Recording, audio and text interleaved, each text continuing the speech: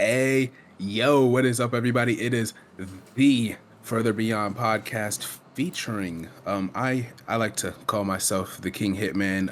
Sometimes I get the Prophet, every once in a while, but it got stripped from me, so it's fine. Can't go by that anymore.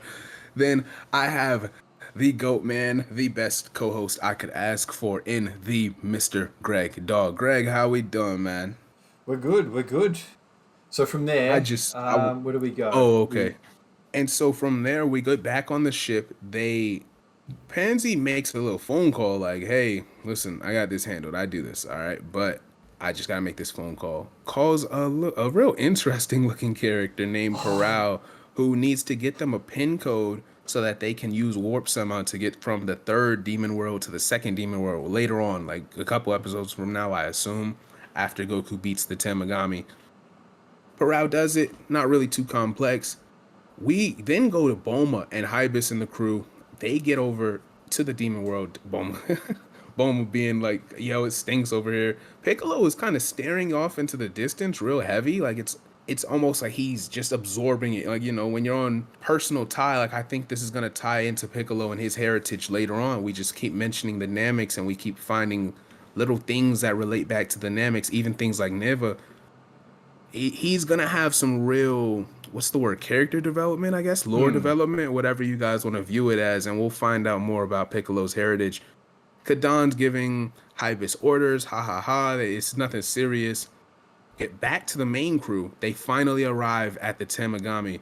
It's a really cool background. Like this fight is about to be fire. The sun is setting. This big giant armored just tank of a creature is standing over them in place. He does not move an inch.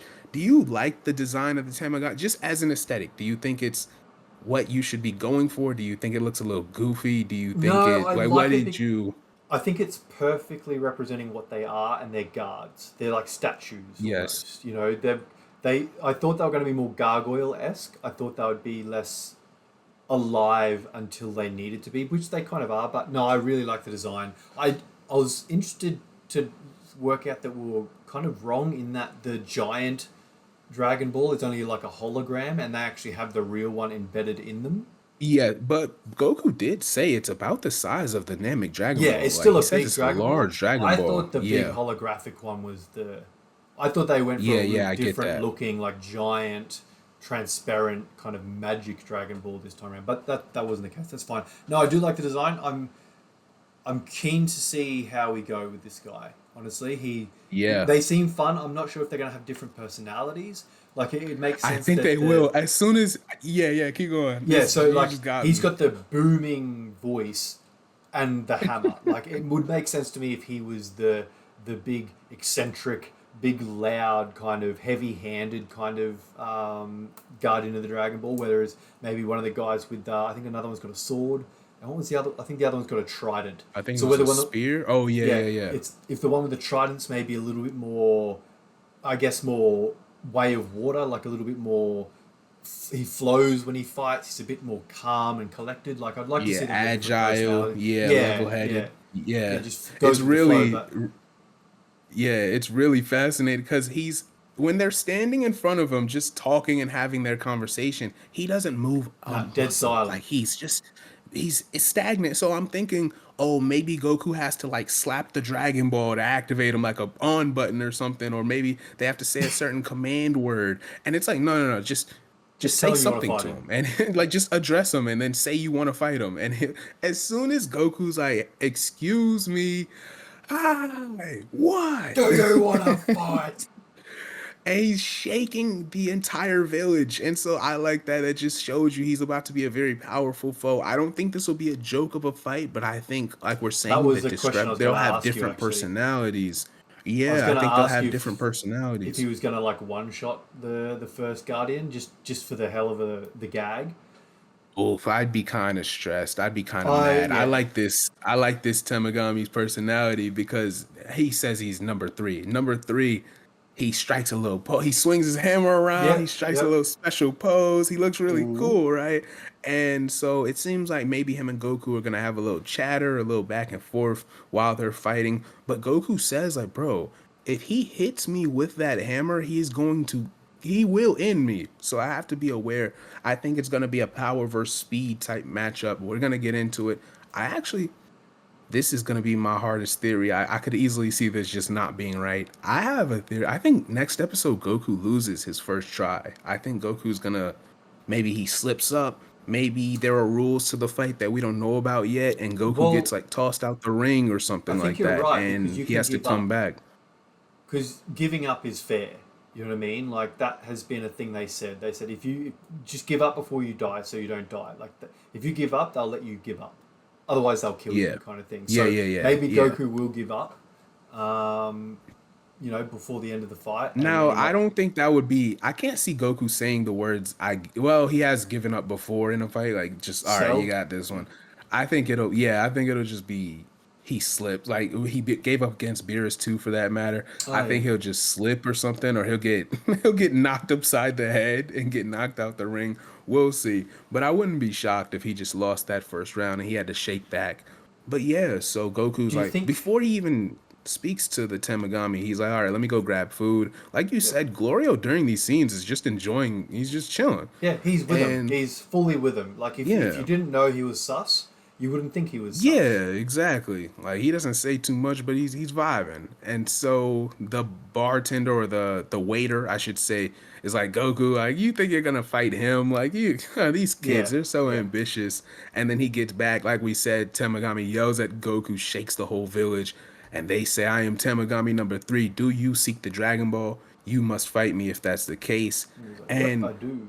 it's just I think three, like you said, three, well, we broke down three, and then two might be a little more level headed, and then maybe one is like the balance in between, like he's just Yeah. the perfect of the fighters or something like that. I mean, it's intriguing. I mean, you have any thoughts on how these Well, fights might go, or do you have any thoughts on the difference in how they'll be besides what we've already said? not much really. Like there's the obviously the different weapons we touched on in a previous episode. I also have a Oh theory. yes, and Yeah. they did emphasize that. You were exactly Yeah. right. They were like, "Hey, You've got a the stick. weapons we use is gonna be important," because Glorio's like, "Bro, you have to use your power pole, don't you? Like, you might as well use your Yeah. power pole." You're exactly right. But yeah, there was also there was that we touched on the weapons, but there's also the theory I had going way back when they were introduced that as they like kind of going for those that are familiar with the OG Dragon Ball with Demon King Piccolo, he created these minions basically out of himself, and I kind of ran with the theory that that's basically what Neva has done with these three. But as you beat them, their power and essence returns to Neva, so he gets slightly more powerful as you get Hmm. closer to collecting all the Dragon Balls, kind of thing. And he might even be the final boss himself. I don't know. But the one thing I did want to ask is, do you think there will be do you think there's going to be much conversation during the fight? And if so, do you think the Guardians or the Tamagami or however I'm sorry if I'm pronouncing that wrong, but do you think there will be a separate purpose to their existence? Do you think they have information that Goku might want to use, or information that Glorio doesn't want the team to have? Things like that. Do you think there'll be much of a back and forth, or is it just going to be hand to hand? Let's kind of let's go hard.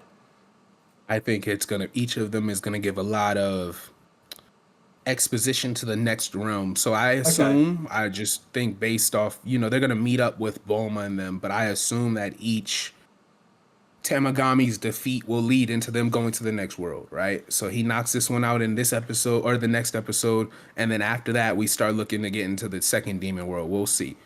I believe that each of them will be very important towards understanding more of the demon world, things that are being kept from the crew or the Yeah. Okay. demon realms as a whole. I think each of them clearly just the fact that he went from being a still and silent creature for they said what 20 years. He has not moved. He doesn't do anything Hmm. unless you challenge him. And then he went immediately into yelling. I think he'll have a little bit to talk about. I don't think they gave him a voice actor for no reason. So I think him and Oh Goku yeah. maybe Good they point. Yeah. spar a little bit. He sees Goku's pretty pure-hearted compared to the people who clearly just want greedy, I want to rule the demon world type wishes. He's gonna be like, no, like even though I have to beat you because it's my job, and that Neva arc or that Neva proposition you have, that theory would be really cool. He's just gonna be like, yo, I gotta handle business, but this guy is different than the rest. So I'll let you know something. I need you to know that when you get to my older brother, the second Tamagami, or In the Yeah. second world, I think they will tell us a lot about that over the course of the next episode. Do you think? Let's just stick with the third one that we were about to see in the next episode. Do you think he makes it out alive when he's defeated, or do you think Do you think he'll I give think it he's got up to go, man. I think he's because got the to go. Dragon Yeah, Ball's in he's him? You got to reckon? go. Yeah. Okay. Yeah, I think the whole point is you truly have to. I don't think he'll just be able to pop it out of his chest. I think the whole point is it's kind of, even though we're only going to know him for one episode, it's kind of going to hurt to see his departure and to know like maybe he'll never be seen again or something like that. I think the whole point is these are going to be a memorable set of battles, and each of them Cool. will teach Goku something different. Good. Well, the other thing I wanted to quickly bring up, and I'm not sure if you noticed it or picked it up, I'll touch on half of it really quickly. But basically, the Guardians of the Dragon Balls are very GT esque, and I wanted to sort of bring things back to GT and how it relates to the Daima because there's a lot of similarities. But fighting someone for the Dragon Ball, each Dragon Ball who are specifically assigned to it, is very Shadow Dragons esque. And the other thing that Oh, was wow, GT you're is right. I didn't look at it like that. the other thing that I noticed in this episode specifically, there was a soundtrack, and I couldn't tell you when it was, but there was Bro, there I was some was, yeah, music yeah, keep that going. was straight out of the English dub of Dragon Ball GT at the very least. Like it was real like thick bass with a bit of distortion guitar going, and I was like, oh, that could have Uh, Was that it could very when much was it when Glorio shot the plane down?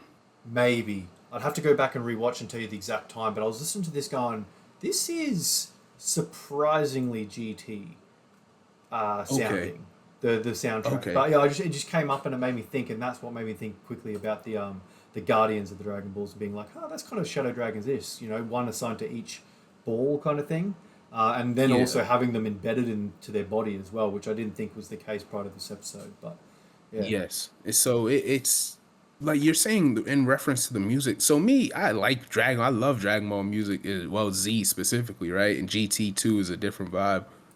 I'm listening. This is the first episode where I've been hearing the music, and I'm like, bro, was every episode's music this fire? Like I was listening to when Glorio shot down the plane. They had good music going. They silenced it, and then not even 3 seconds later, they started playing a different track, and the intensity went up really mm. fast. So the turns right there, I was like, that's. I'm not like the most avid OST listener or the most Nah, avid neither am back I. But BGM listener, but this was like really, really cool. Like that was tough. So I want to see how many iconic tracks maybe Daima will have by the end of it all.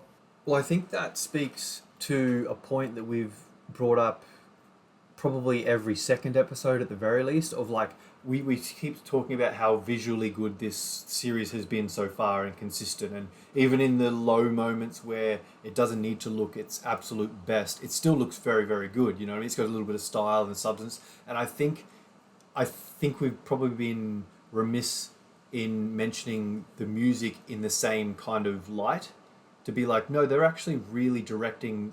What would you call it? I guess it would be the composer. Whoever the composer is directing Yeah, the music to come in and out at certain points and to invoke certain thoughts and feelings and all the rest relative to yeah, what's going on. I think they've done a fantastic job of that as well as that. So it's not only hitting things visually, it's hitting things audibly, and then we've also mentioned the narrative a lot as well. And I think they're still hitting the mark very well on those as well. yeah. Okay. All right. Well, that was, like I said, wasn't the craziest episode, but it was to get us from place to place, and I've loved every episode so far. I don't have any big issues. I know people want more intensity, but I'm having fun with the story as it is.